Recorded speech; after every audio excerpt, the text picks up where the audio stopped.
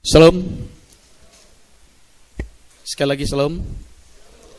Baik, puji Tuhan bahwa hari ini untuk pertama kali saya diizinkan oleh Tuhan melalui Pak Esra berdiri di depan Bapak Ibu Saudara jemaat Tuhan di tempat ini untuk menyampaikan khotbah.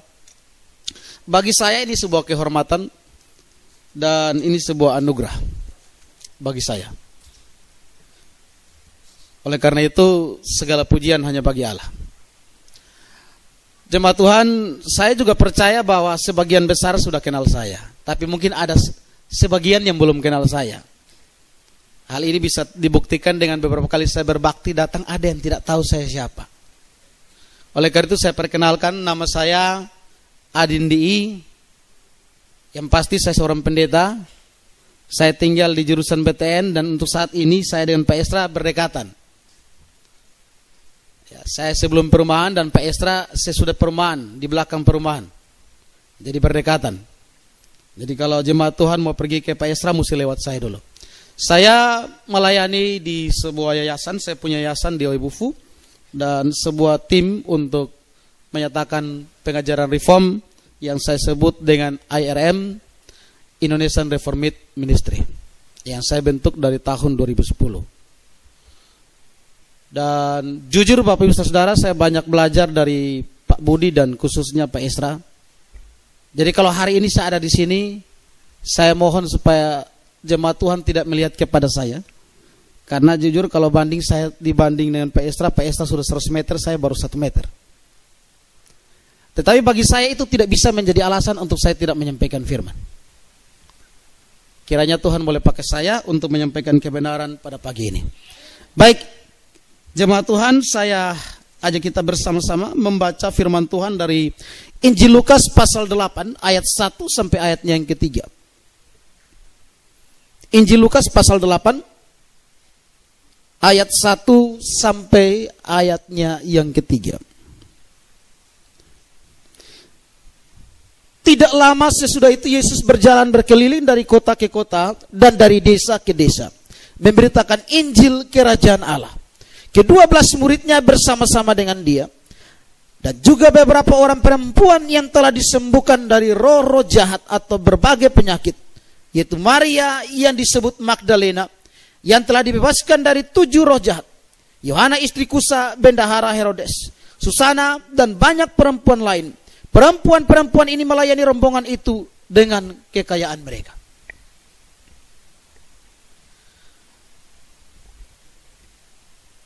Jemaat Tuhan yang saya kasihi dalam Tuhan Yesus,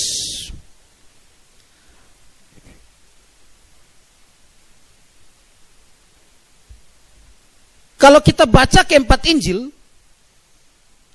catatan mengenai pelayanan Yesus didukung oleh perempuan hanya kita temukan di Injil Lukas ini.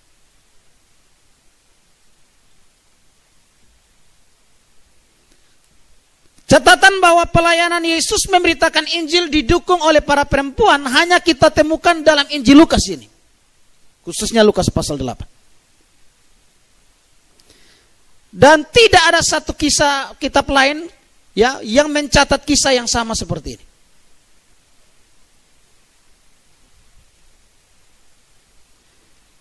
Injil Matius misalnya memang ia mencatat tentang pelayanan Yesus berkeliling dari kota ke kota, dari desa ke desa.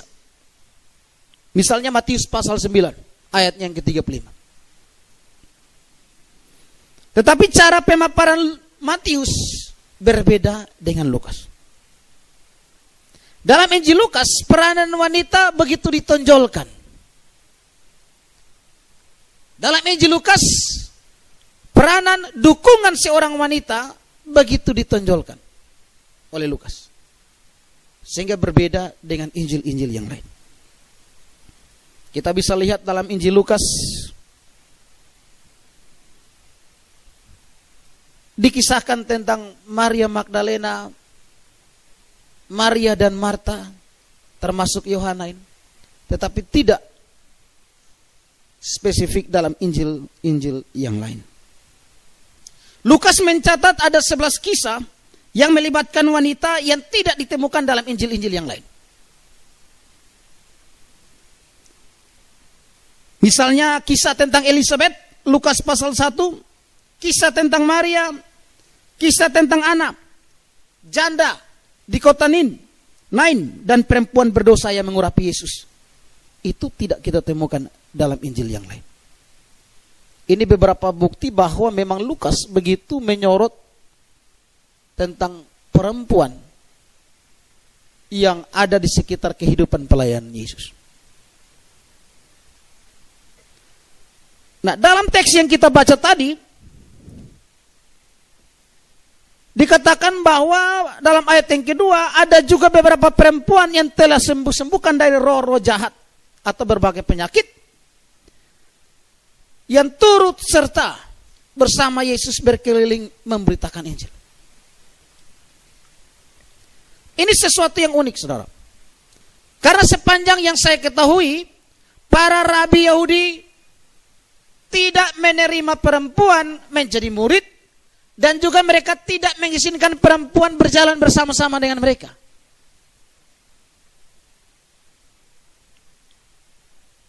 Tetapi Yesus berbeda. Dalam Injil Lukas pasal 8 ayat 1 sampai 3 yang kita baca ini, ada perempuan-perempuan yang adalah murid Yesus dan kemudian mereka ikut serta Yesus dalam perjalanan pekabaran Injil.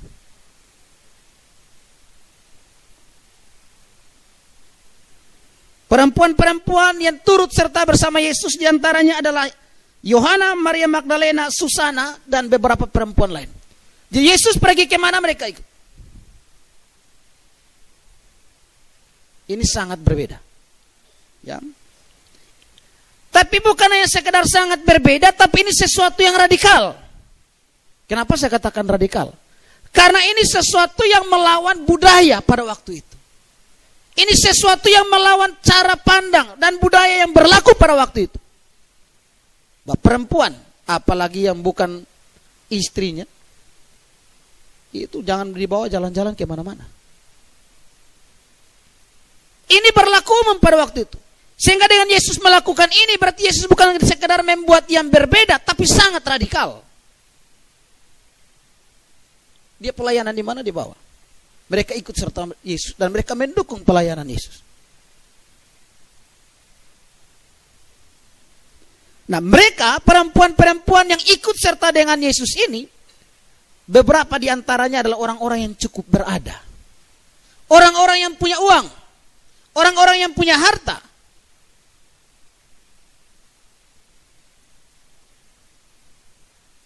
Dan mereka ini mendukung Yesus dalam pelayanan. Oleh karena itu hari ini khotbah saya adalah perempuan-perempuan di sekitar kehidupan pelayanan Yesus. Tapi kalau saya sebut perempuan-perempuan berarti jamak, artinya banyak. Tadi ada Yohana, ada Maria Magdalena, ada Susana. Maka saya hanya akan ambil satu saja. Kalau ada kesempatan berikut atau mungkin Pak Esra lanjutkan yang lain-lain. Saya hari ini hanya akan khotbah yang pertama, yaitu Yohana. Saya hanya akan bahas tentang Yohana.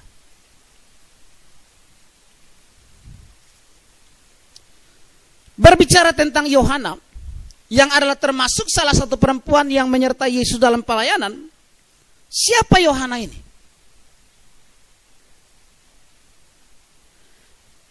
Berdasarkan teks yang kita baca tadi, dikatakan bahwa ayat yang ketiga, Yohana istri Kusa, bendahara Herodes. Jadi siapa Yohana? Yohana adalah istri Kusa, bendahara Herodes. Herodes yang mana? Herodes yang dimaksud di sini adalah Herodes Antipas, putra Raja Herodes Agung, yang memerintah wilayah Perea. Nah, dikatakan bahwa ia adalah istri seorang bendahara dari Herodes. Ya, lain menerjemahkannya bendahara. Tetapi beberapa Alkitab bahasa Inggris, King James Version, New American Standard Bible menerjemahkannya pengurus. NIV juga menerjemahkan pengurus dari rumah tangga Herodes. Jadi kalau bendahara hanya sekedar berbicara mungkin berurusan dengan uang, tapi ini bicara dia seorang pengurus. Artinya orang yang punya kedudukan yang sangat penting di dalam rumah tangganya Herodes. Saya kutip beberapa pandangan. Dikatakan di sini bahwa kata pengurus berarti seorang yang mempunyai tanggung jawab terhadap urusan rumah tangga dari satu keluarga. Yaitu untuk menyediakan kebutuhannya. Jabatan ini biasanya dipegang oleh seorang budak yang dianggap paling setia dan sering diberikan upah sebagai kesetiaan. Jadi ini orang yang dipercaya. Menurut Leon Morris dia katakan bahwa ia adalah pengurus dari rumah tangga Herodes, menunjukkan bahwa ia adalah orang yang kaya, sekalipun sifat yang persis dari jabatan ini tidak begitu jelas. Jadi tidak dijelaskan pengurus dalam pengertian, dijabarkan lebih detail lagi seperti apa yang dia lakukan. Tapi dikatakan bahwa ia adalah seorang pengurus, ini menunjukkan ia orang kaya karena digaji, dikasih upah oleh Herodes.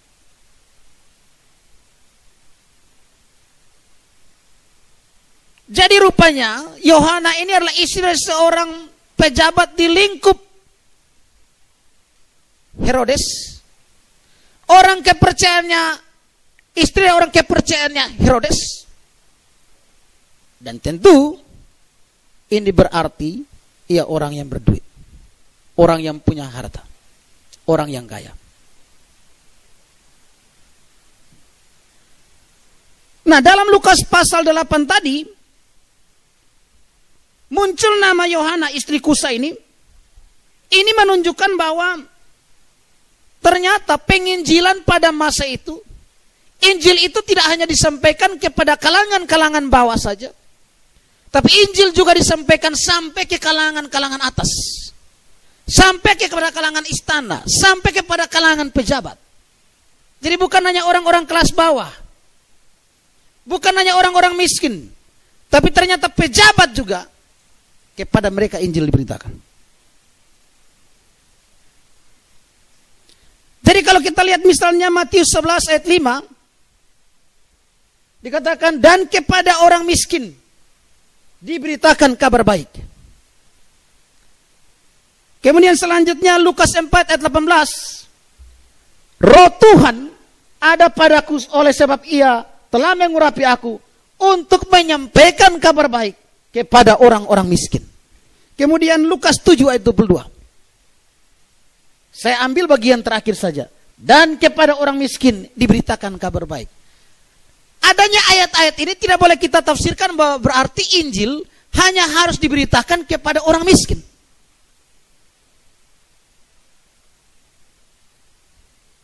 Karena salah satu buktinya adalah Yohana. Kita juga bisa bandingkan dengan Kisah pasal 13 ayat yang pertama. Dalam Kisah pasal 13 ayat yang pertama dikatakan, pada waktu itu dalam jemaat di Antioquia ada beberapa nabi dan pengajar, yaitu Barnabas dan Simeon yang disebut Niger, dan Lukius orang Kirene, dan Menahem yang diasuh bersama dengan raja wilayah Herodes dan Saulus. Jadi dalam Kisah 13 ayat 1, yang termasuk jemaat di sana di Antioquia ada Menahem. Dan Menahem ini rupanya dia pernah hidup dibesarkan bersama dengan raja wilayah Herodes. Berarti dia orang lingkup istana.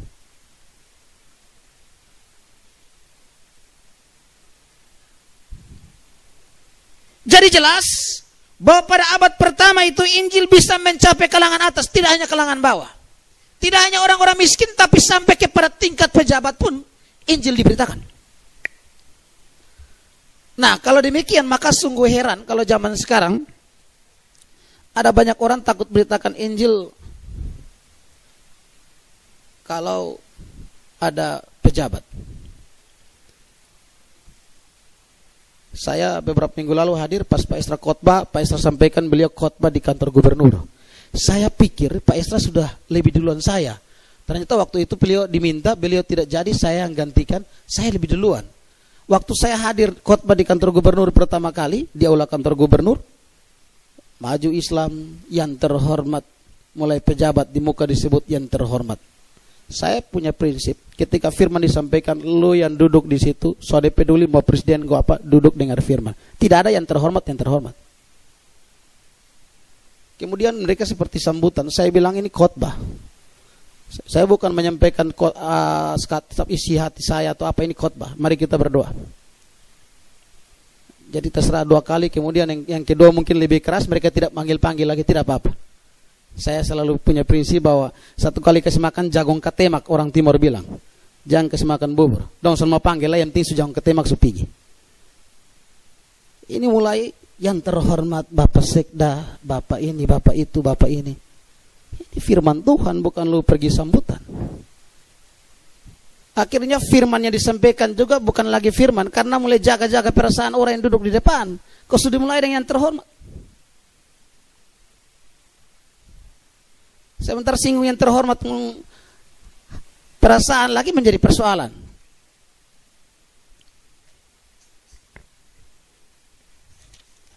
Malah yang terjadi kadang-kadang akhirnya firman tidak disampaikan, hanya omong hal yang biasa berbau moral etika, kemudian amin, dan sebentar sambutan lebih banyak, dia khotbah 15 menit, sambutan gubernur, wali kota itu 1 jam. Ini menjadi persoalan tersendiri. Jadi nanti wali kota, gubernur, pejabat yang khotbah balik, ini pendeta.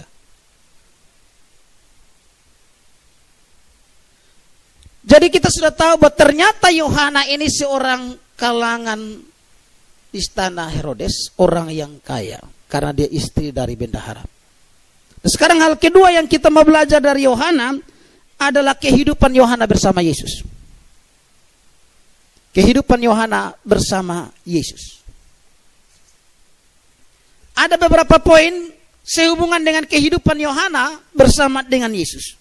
Yang pertama, Yohana ini adalah orang yang tekun mengikut Yesus berkeliling Galilea memberitakan Injil.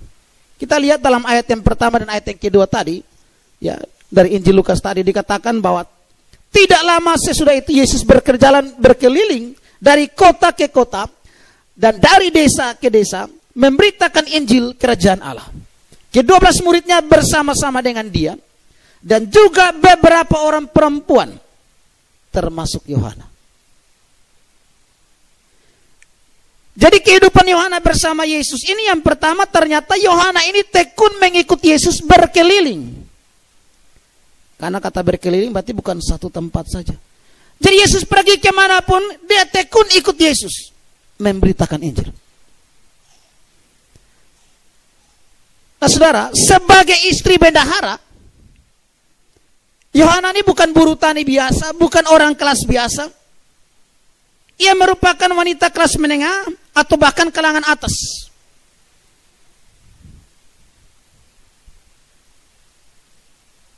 Dan sebagai orang kalangan atas, dia bisa pergi kemana saja tanpa rasa takut. Jalan sendiri tanpa rasa takut.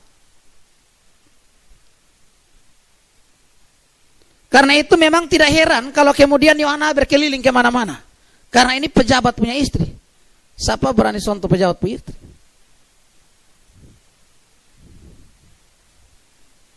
Tetapi yang menjadi persoalan bukan persoalan Yohana berkeliling kemana-mana. Yang menjadi persoalan adalah siapa yang menjadi teman Yohana dalam berjalan berkeliling itu. Dari kota ke kota, dari desa ke desa. Itu persoalannya. Sebagai istri pejabat dia mau kemana saja, itu bukan masalah. Tetapi yang menjadi persoalan teman dia dalam berjalan berkeliling kemana-mana, itu persoalan. Tadi saya sudah katakan bahwa dalam tradisi atau budaya Yahudi pada zaman itu, seorang perempuan tidak boleh berhubungan dengan pria yang bukan kerabat. Apalagi berkeliling Galilea bersama-sama, seperti Yohana dan Yesus. Dengan kata lain, tindakan Yohana ini merupakan satu tindakan yang sangat berani. Istri pejabat, bukan kerabat Yesus, dia jalan ikut Yesus pergi kemana-mana beritakan Injil. Dari kota ke kota, dari desa ke desa. Ini tentu tindakan yang berani. Bukan tindakan yang biasa-biasa. Sebab tindakan seperti ini tentu memiliki konsekuensi, resiko yang tinggi. Dari sisi budaya, tentu budaya Yahudi tidak memperbolehkan itu.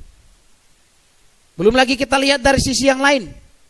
Herodes tentu akan sangat marah dengan hal seperti itu. Tapi toh, Yohana berkeliling bersama Yesus memberitakan Injil. Hal yang kedua, Yohana memberikan dukungan finansial bagi pelayanan Yesus. Itu kita lihat di ayat yang ketiga. Perempuan-perempuan ini melayani rombongan itu dengan kekayaan mereka. Jadi Yohana bukan hanya sekedar ikut berkeliling dan kehabis Yesus punya duit. Sebaliknya Yohana ikut berkeliling memberitakan Injil, sambil juga memberikan dukungan finansial bagi pelayanan Yesus.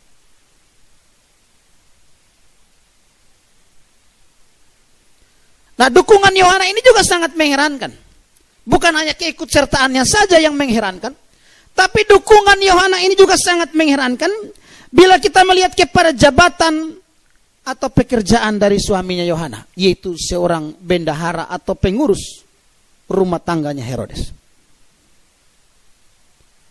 Apalagi saudara, Herodes Antipas adalah orang yang memenggal kepala dari Yohanes Pembaptis, kerabatnya Yesus. Tentu Herodes tidak akan senang jika istri bendaharanya berkeliling mengikuti Yesus, seorang yang sangat radikal dan sekaligus adalah kerabat dari Yohanes Pembaptis tadi. Bahkan kalau kita baca Lukas 13 ayat 31 sampai 32, Yesus menyebut Herodes sebagai serigala. Saya bacakan ayatnya. Pada waktu itu datanglah beberapa orang Farisi dan berkata kepada Yesus, "Pergilah, tinggalkanlah tempat ini, karena Herodes hendak membunuh engkau." Jawab Yesus kepada mereka, "Pergilah, katakanlah kepada si serigala itu, aku mengusir setan dan menyembuhkan orang. Pada hari ini dan besok, dan pada hari yang ketiga aku akan selesai."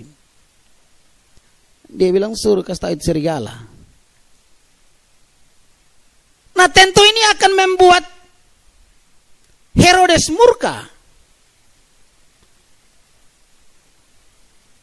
Hanya ikut berkeliling saja sudah buat Herodes pasti marah. Apalagi berkeliling dan mendukung pelayanan Yesus secara finansial.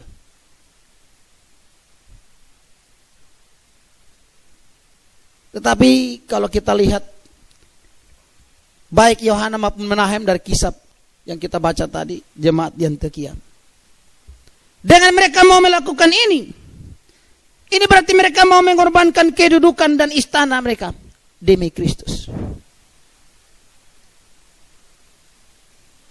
Dengan mau berkeliling, dengan mau memberikan dukungan finansial bagi pekabaran Injil, bagi pelayanan Yesus, ini berarti mereka siap mengorbankan kedudukan mereka, siap mengorbankan istana, siap mengorbankan bahkan keselamatan mereka sendiri pun demi Kristus.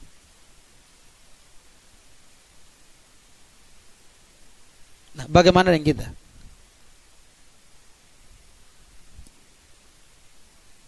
Kadang-kadang kita karena takut dipecat saja, kebenaran kita tidak berani beritakan. Karena kita takut dikeluarkan, takut diberhentikan, takut dipecat, kita tidak berani menyatakan bahwa ini benar, yang ini salah. Saya pikir sejarah sampai lahirnya gereja ini tidak boleh kita lupakan. Bahwa karena berani menyatakan kebenaran. Jadi bukan mungkin, tapi harusnya semua kita belajar dari itu. Sehingga dimanapun kita berkarya, kita bekerja, kita melayani, kebenaran harus diberitakan. Tidak boleh tunduk kepada pejabat, kepada pimpinan, kepada manusia. Kalau kita sudah bicara tingkatnya kebenaran. Tidak mau peduli dia siapa.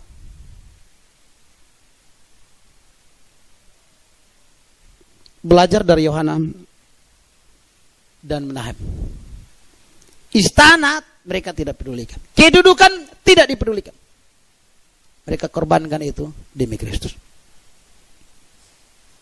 Kita bisa bandingkan juga Ibrani pasal 11 ayat 24 dan 26 sampai 26. Karena iman, maka Musa setelah dewasa menolak disebut anak putra Firaun. Karena ia lebih suka menderita sengsara dengan umat Allah daripada untuk sementara menikmati kesenangan dari dosa. Ia menganggap penghinaan karena Kristus sebagai kekayaan yang lebih besar daripada semua harta Mesir. Sebab pandangannya ia arahkan kepada upah. Dikatakan di sini karena iman. Bukan karena apa-apa. Karena iman, dia menolak status itu. Dia memilih meninggalkan istana. Dia memilih hidup susah karena dan demi Kristus. Nah, bagaimana dengan kita? Menahem, Yohana, Musa. Nah, ini kontras sekali dengan kebanyakan orang Kristen zaman sekarang. Yang justru bukan mengorbankan segala sesuatu untuk Kristus, melainkan mengorbankan Kristus. Mengorbankan gereja. Demi bisnis, demi uang, demi jabatan, dan lain-lain. Hanya karena demi jabatan, Kristus dikorbankan. Hanya karena demi uang, Kristus dikorbankan. Gereja dikorbankan. Hanya karena takut dipecat, kebenaran ditinggalkan. Berbicara tentang demi uang, saya perlu sampaikan, saya tidak tahu sudah sampai ke telinga Bapak Ibu Saudara apa belum. Beberapa minggu lalu 40 kakak 2 rayon dari jemaat di OYEKAM Tetes menyatakan diri masuk Islam. Saya berpikir ini berita omong kosong. Maka saya komunikasi langsung ke sana. Saya minta teman yang ada di Niki-Niki untuk pastikan informasi ini benar apa salah. Ternyata setelah dia cek, katanya menurut berita yang saya sampai ke saya, sudah sampai ini masalah ini ke Raja Nope. Saya minta kontak ketemu Raja Nope, pastikan benar apa tidak. Setelah bertemu Raja Nope, dipastikan Raja Nope sudah panggil kepala desa, kepala SD Mauleu, desa Pemekaran dari OYEKAM, yang membawa 40 kakak masuk Islam. Setelah dipanggil dia marah-marah. Kenapa lu bawa 40 orang masuk Islam? Raja Nope marah-marah sepuas-puasnya, baru beliau jawab. Kita di Grimit ini bukan saya pun kata-kata. Jadi jangan bawa keluar, bilang Pak Adi yang ngomong. Ini kata-kata yang datang begitu. Kita kumpul uang setengah mati untuk bayar pendeta. Tapi kalau di masjid, ustadz bayar jemaat. Kalau kita hidup berada tidak masalah. Orang OYEKAM air susah. Makan susah. Suruh kotong kumpul uang. Jadi alasan pertama alasan itu. Masalah gaji pendeta. Alasan yang kedua. Yaitu karena jemaat di sana rumahnya susah. Maka ada bantuan rumah sehat dari pemerintah. Tapi pendeta yang di sana tidak pernah peduli dengan urusan lain. Dia pikir hanya khotbah minggu habis. Urusan lain itu urusan masing-masing. Nah, jadi orang di masjid ini mengetahui informasi ini, mereka jemput bola. Datang ke OYEKAM. Ini rumah bantuan dari Haji Yusuf Kala. Padahal itu dari pemerintah, tapi sampai ke jemaat dibilang dari Haji Yusuf Kala. Maka bantuan rumah sehat dong pikir, gereja tidak pernah kasih kami rumah, malah pendeta tuntut kami bangun kasih dia rumah. Ustadz kasih kami rumah sehat. Belum lagi pendidikan gratis, anak-anak di drop ke beberapa tempat termasuk di Nayoni. Nah, dari situlah kemudian saya bisa komunikasi dan dia bilang sama saya begini. Kami siap kembali masuk Kristen. Tapi pertanyaannya, siapa mau perhatikan kami?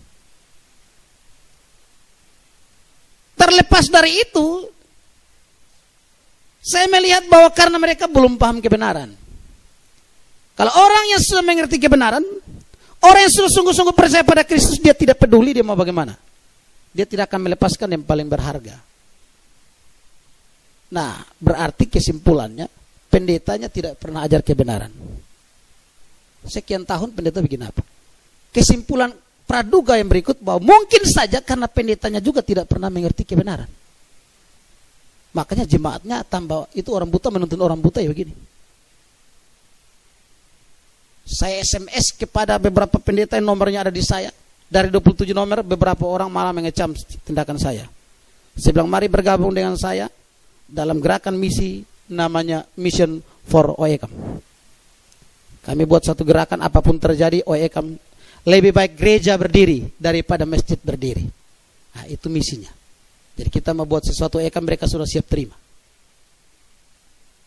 Banyak orang meninggalkan gereja, meninggalkan Kristus demi uang, demi harta, demi rumah, demi jabatan. Tapi kita belajar pagi hari ini, harusnya kita rela meninggalkan semua itu demi Kristus.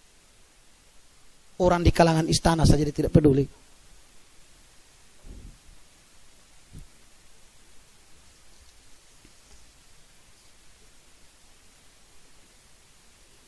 Pertanyaannya bagi kita semua pagi ini adalah, apa yang saudara rela tinggalkan bagi Kristus? Setelah sekian tahun beribadah bersama gereja ini, apa yang sudah saudara tinggalkan demi Kristus? Dan apa yang saudara siap rela meninggalkannya demi Kristus? Jangan sampai saudara beribadah, pemahaman Alkitab begitu full, tapi giliran mau meninggalkan sesuatu demi Kristus, saudara beratnya bukan main.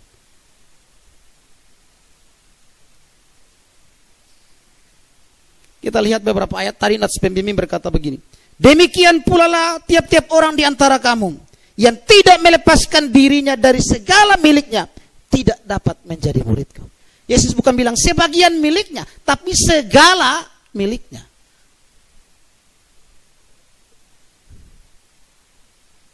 Filipi 3 ayat 8 bilang begini. Malahan segala sesuatu kuanggap rugi karena pengenalan akan Kristus Yesus Tuhanku lebih mulia daripada semuanya. Oleh karena dialah aku telah melepaskan semuanya itu dan menganggapnya sampah supaya aku memperoleh Kristus. Paulus sebelum dia masuk Kristen, dia orang yang terpandang di kalangan Yahudi. Orang yang luar biasa. Tetapi setelah dia masuk Kristen, wah, dia dibenci dan sebagainya. Tapi bagi dia bilang tidak apa-apa. Semua yang dulu tuh aku anggap rugi.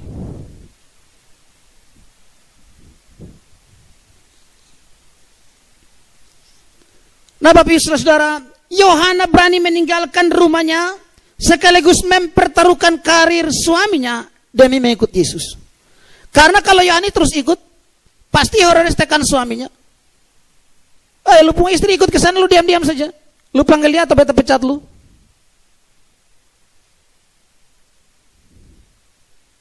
Artinya Yohana ambil satu sikap yang punya konsekuensi yang besar. Nah, fakta ini menunjukkan dua hal bagi kita. Fakta bahwa Yohana dan beberapa perempuan lain mengikuti pelayanan Yesus berkeliling memberitakan Injil. Ini menunjukkan dua hal bagi kita. Yang pertama, bahwa betapa menariknya pelayanan Yesus bagi kaum wanita pada waktu itu. Yesus dalam masa pelayanannya, ia tidak berlaku diskriminasi seperti kaum atau rabi, Farisi atau Yahudi lain, di mana mereka memandang rendah wanita. Bagi Yesus, anugerah Allah atau kasih Allah menembusi batas-batas diskriminasi. Dan Yesus tunjukkan itu berulang kali. Dia berbicara dengan seorang perempuan Samaria. Itu sesuatu yang menurut budaya tidak boleh. Yesus lakukan itu. Nah, tindakan Yesus ini sangat radikal, baik pada masa itu maupun masa kini di antara kebudayaan Timur Tengah. Yang mana laki-laki dilarang berbicara ataupun berjalan bersama perempuan yang bukan kerabatnya. Dan juga karena perempuan dianggap sebagai makhluk yang selalu secara berkala najis, yaitu tiap bulan. Karena perempuan tiap bulan dapat haid. Nah, haid ini najis dalam pandangan Yahudi. Jadi laki-laki tidak boleh sama-sama dengan perempuan. Ada berbagai alasan termasuk itu. Jadi laki-laki ini tidak pernah najis. Perempuan yang najis tiap bulan. Luar biasa. Hal kedua, selain kita melihat tentang bagaimana Yesus punya pelayanan, kita juga melihat tentang keberanian, kenekatan Yohana yang mau mengikut Yesus sekalipun konsekuensinya berat. Sebab ia dan suaminya akan berhadapan dengan sanksi yang berat dari Herodes. Tapi dia tidak peduli. Inilah fakta yang kita temukan dari kehidupan Yohana bersama Yesus dalam pelayanan. Hal ketiga yang kita akan belajar pagi ini tentang Yohana adalah Yohana ikut menyaksikan penyaliban Yesus. Ini penting. Ketika Yesus disalibkan, Injil mencatat yang pertama Matius 27 ayat 55 sampai 56 berkata, dan ada di situ banyak perempuan yang melihat dari jauh. Perhatikan yang saya garis bawahi, yaitu perempuan-perempuan yang mengikuti Yesus dari Galilea untuk melayani dia. Di antara mereka terdapat Maria Magdalena dan Maria ibu Yakobus dan Yusuf dan ibu anak-anak Zebedeus.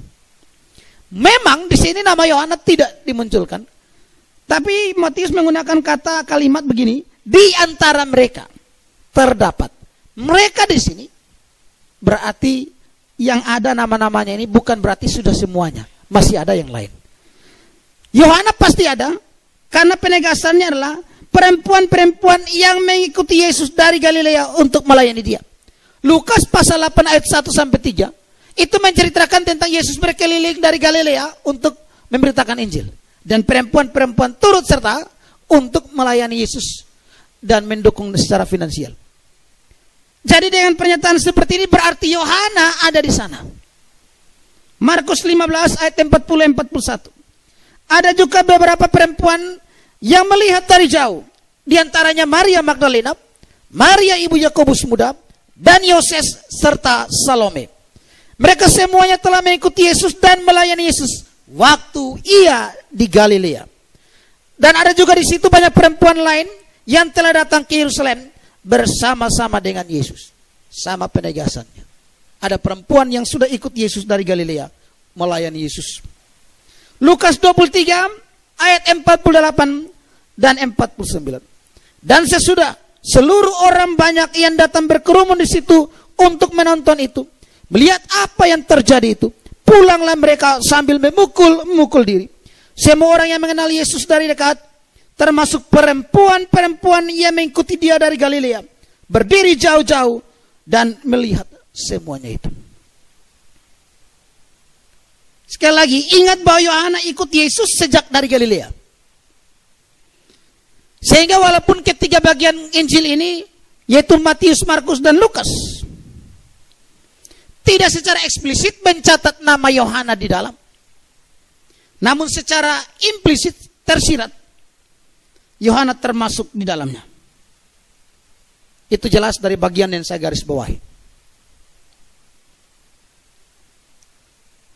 Nah saudara, dari nas-nas yang saya kutip di atas menunjukkan bahwa justru ketika para laki-laki sudah pulang, para laki-laki tidak ada di dekat salib Yesus, perempuan-perempuan itu masih ada di sana, walaupun mereka berdiri agak jauh.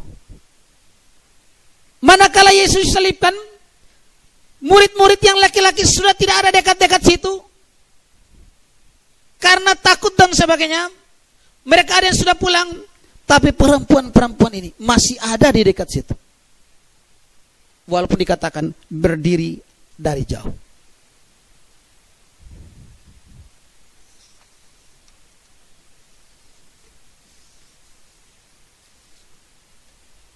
Laki-laki pulang, perempuan masih tinggal.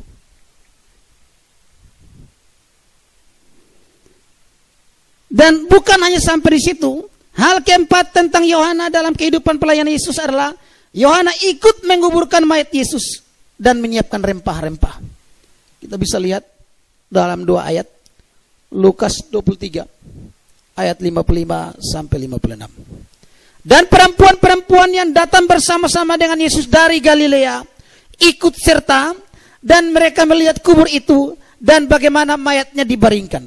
Dan setelah pulang, mereka menyediakan rempah-rempah dan minyak mur. Jadi mereka ada di situ, mereka ikut serta dalam menurunkan mayat Yesus, bawa ke kubur, dan mereka kemudian pulang dan menyiapkan rempah-rempah. Jadi betul-betul tidak ada satu bagian pun yang dilewatkan oleh perempuan-perempuan ini. Yang laki-laki pulang, mereka ikut. Lukas 24 ayat 1. Tetapi pagi-pagi benar pada hari pertama minggu itu, mereka pergi ke kubur, membawa rempah-rempah yang telah disediakan mereka. Mereka di sini siapa? Ini lanjutan dari pasal 23 tadi, yaitu perempuan-perempuan yang mengikut Yesus dari Galilea. Perempuan itu termasuk di dalamnya Yohana.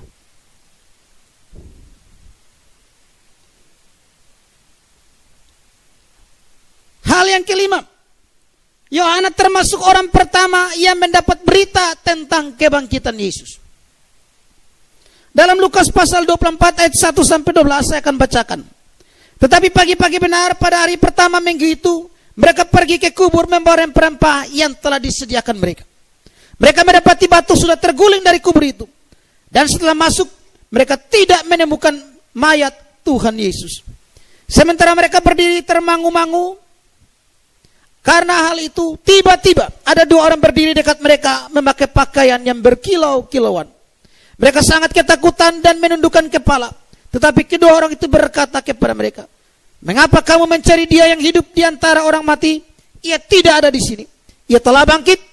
Ingatlah apa yang dikatakannya kepada kamu ketika ia masih di Galilea, yaitu bahwa anak manusia harus serahkan ke tangan orang-orang berdosa dan diselibkan, dan akan bangkit pada hari yang ketiga." Ayat yang ke-8. Maka teringatlah mereka akan perkataan Yesus itu. Dan setelah mereka kembali dari kubur, mereka menceritakan semua itu kepada ke-11 murid dan kepada semua saudara yang lain. Perempuan-perempuan itu ialah Maria dari Magdala dan Yohana, dan Maria ibu Yakobus, dan perempuan-perempuan lain juga yang bersama-sama dengan mereka memberitahukannya kepada rasul-rasul. Tetapi bagi mereka perkataan itu seakan-akan omong kosong, dan mereka tidak percaya kepada perempuan-perempuan itu. Sesungguh pun demikian, Petrus bangun, lalu cepat-cepat pergi ke kubur itu. Ketika ia menjenguk ke dalam, ia melihat hanya kain kapan saja. Lalu ia pergi dan bertanya dalam hatinya, apa yang kiranya telah terjadi. Nah, perhatikan saudara, kata ingatlah dalam ayat 8, ya, kata ingatlah dalam ayat 8 atau teringat di situ menunjukkan bahwa para wanita ini, termasuk Yohana, pernah menerima ajaran tentang kematian dan kebangkitan Yesus selama masih hidup mereka. Oleh karena itu malaikat menyampaikan kepada mereka, ingatlah. Berarti itu sudah didapatkan sebelumnya. Saya kutip kata-kata dari Ben Witherington, dia katakan begini. Perempuan-perempuan ini juga menerima ajaran tentang peristiwa krusial atau penting yang akan terjadi dalam kehidupan Yesus. Bahkan mereka juga ditetapkan untuk memainkan peranan tertentu dalam peristiwa-peristiwa itu.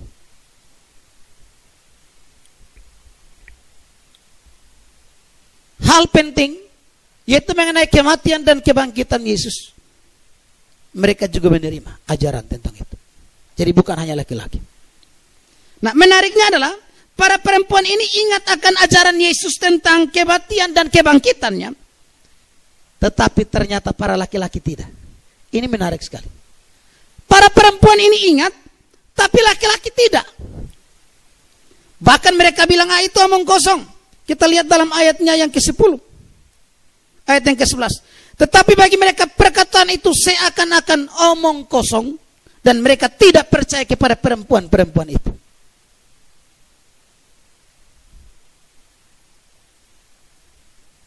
Ini memang bukan sesuatu yang mengherankan, saudara. Sebab dalam tradisi Yahudi, ya, dalam tradisi Yahudi, kaum wanita dianggap terlalu emosional, terlalu menekankan perasaan.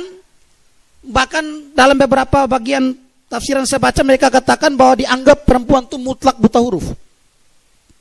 Sehingga mereka dianggap tidak mampu memberikan kesaksian yang sahih. Karena itu kesaksian wanita tidak bisa dipercaya. Tetapi dari kisah perempuan-perempuan yang ada di sekitar kehidupan pelayanan Yesus ini, saya justru terkejut. Saya terkejut karena perempuan itu justru menjadi saksi mata utama dari ajaran inti kredo Kristiani. Karena mereka yang terakhir meninggalkan lokasi penyaliban dan orang pertama yang tiba di makam Yesus, para perempuan itu. Mereka juga orang pertama yang mendengar pesan Paskah, bukan para laki-laki, tetapi para perempuan itu. Mereka juga itu para perempuan adalah orang pertama yang bertemu Tuhan Yesus yang telah bangkit. Dan para perempuan itu juga bukan laki-laki. Orang pertama yang mengabarkan berita Paskah Tuhan Yesus. Jadi kabar pertama tentang kebangkitan Tuhan Yesus bukan disampaikan laki-laki, tapi perempuan. Paskah pertama kali berita Paskah disampaikan kepada orang lain itu bukan oleh laki-laki, tapi oleh perempuan, termasuk di dalamnya Yohana.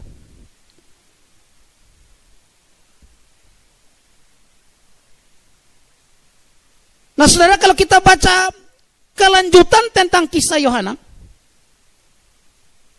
memang nama Yohana kemudian tidak tersebut lagi. Namun kisah Yohana ini mungkin belum berakhir di sini. Ada kemungkinan bahwa sesudah itu Yohana turut berdoa bersama murid-murid setelah kenaikan Yesus. Dalam Kisah pasal 1 ayat 14. Perhatikan ayatnya, Kisah 1 ayat 14. Mereka semua bertekun dengan sehati dan dalam doa bersama-sama dengan beberapa perempuan serta Maria, ibu Yesus, dan dengan saudara-saudara Yesus. Memang tidak disebutkan, tapi sangat mungkin dia turut serta di sini. Mengapa saya bilang sangat mungkin? Karena kalau dari pertama dia tidak meninggalkan sama sekali. Semua fase itu dia ikut secara baik sampai kepada Yesus terangkat ke surga. Maka saya yakin murid-murid berkumpul di mana, mereka pasti ada di situ, dan Yohana pasti ada di situ. Dengan demikian Yohana turut pula dalam penantian pencurahan Roh Kudus. Dan bisa dipastikan bahwa Yohana turut menerima pencurahan Roh Kudus itu.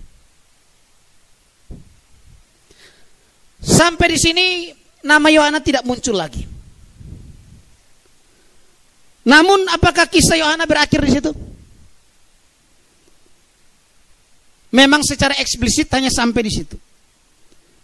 Tetapi ada beberapa penafsir yang kemudian menafsir bahwa kisah Yohana tidak hanya sampai di sini, tetapi masih berlanjut dalam Roma pasal 16 ayat 7. Roma 16 ayat 7 berkata, salam kepada Andronikus dan Yunia, saudara-saudaraku sebangsa yang pernah dipenjarakan bersama-sama dengan aku, yaitu orang-orang yang terpandang di antara para rasul dan yang telah menjadi Kristen sebelum aku. Nah, menurut beberapa penafsir, sangat mungkin bahwa Yunia dalam Roma 16 ayat 7 ini adalah Yohana. Apa dasarnya? Ada beberapa hal yang menjadi dasar kesimpulan mereka. Yang pertama bahwa nama Latin Yunia ini adalah padanan dari nama Ibrani Yohana. Artinya sama. Yunia sama dengan Yohana. Jadi kalau orang Kupang bilang Peuna sama dengan Petrus. Yunia itu sama dengan Yohana. Tapi kemudian ada yang mempersoalkan, karena dalam Roma 16 ayat 7 itu dikatakan bahwa Yunia adalah istri dari Andronikus, sedangkan Yohana adalah istri dari Kusa.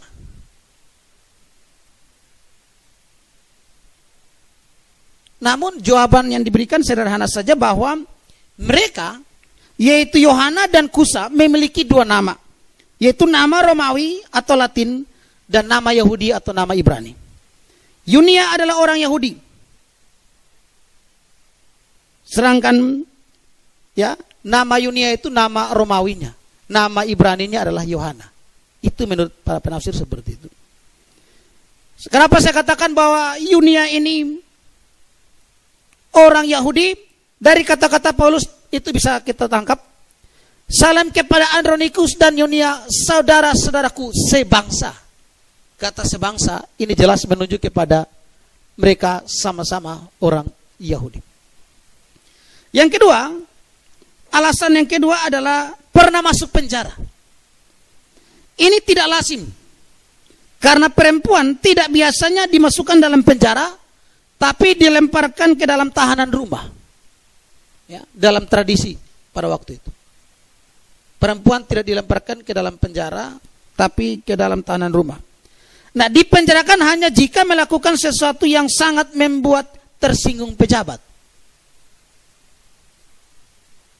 Jadi kalau pejabat terlalu tersinggung, perempuan pun dia tidak mau tahu, masuk dalam penjara. Jadi dari sini mungkin bahwa Yohana ini karena apa yang dia lakukan, ikut berkeliling bersama Yesus, mendukung secara finansial pelayanan Yesus, maka Herodes tersinggung, Herodes marah, penjarakan dia. Ini asumsinya. Yang ketiga, Paulus mengatakan bahwa mereka sudah Kristen sebelum Paulus. Artinya mereka termasuk pengikut Kristus yang paling awal. Ya, kita lihat dikatakan di situ, dan yang telah menjadi Kristen sebelum aku. Roma 16 ayat 7 bagian akhir.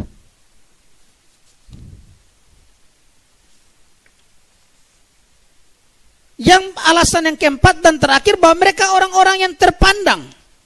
Kalau kita lihat di Roma 16 ayat 7 tadi katakan bahwa yaitu orang-orang yang terpandang di antara para rasul.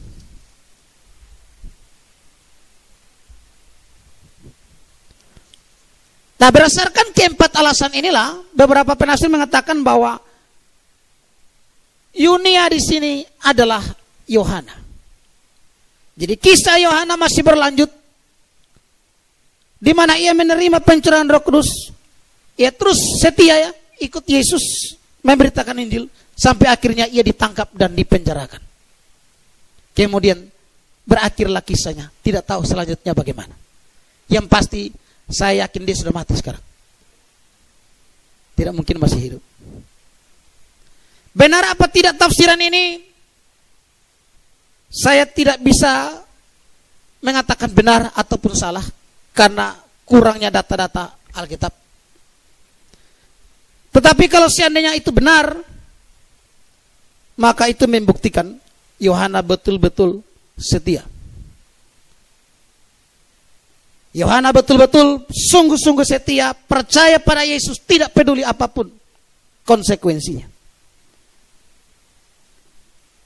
Jemaat Tuhan yang saya kasih dalam Tuhan Yesus, dari pembahasan pada pagi hari ini dapatlah ditarik kesimpulan bagi kita semua.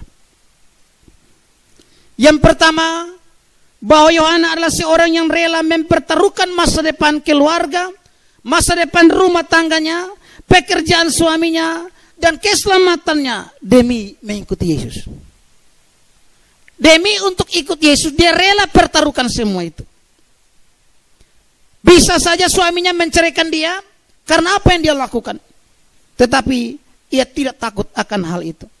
Bisa juga Herodes memecat suaminya, bisa juga Herodes menghukum atau memenjarakan dia dan suaminya, tetapi ia tidak menghiraukannya. Ia ikut Yesus. Hal yang kedua, bahwa Yohana mendukung pelayanan Yesus dengan harta yang ia miliki. Dia orang yang berduit, uangnya dia pakai untuk mendukung pelayanan Yesus.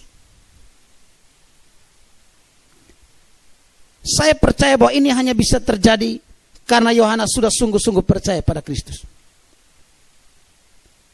Sehingga ia rela korbankan apapun dan tidak takut apapun.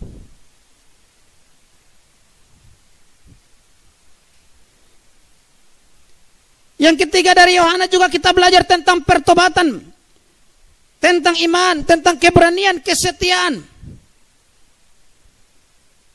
Yohana sungguh-sungguh bertobat sehingga apapun ia rela tinggalkan demi Yesus. Ia memiliki iman yang sejati. Ia berani mempertaruhkan apapun demi imannya kepada Yesus. Ia rela berkorban, hartanya ia berikan untuk mendukung pelayanan Yesus. Dan ia setia sampai Yesus salibkan. Yesus bangkit, bahkan naik ke surga.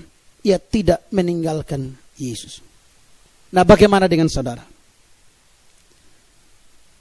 Adakah saudara sudah sungguh-sungguh bertobat? Kalau sudah, adakah saudara rela meninggalkan apa saja demi Kristus?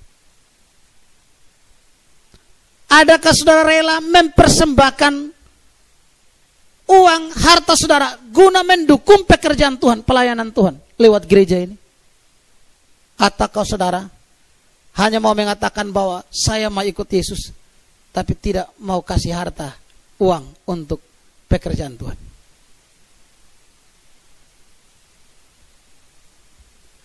Apakah saudara siap seperti Yohana, tekun ikut Yesus sampai akhir, tidak peduli apapun konsekuensinya? Marilah kita belajar dari Yohana. Apapun konsekuensi dari keputusan iman kita mengikut Yesus, kita tidak boleh takut.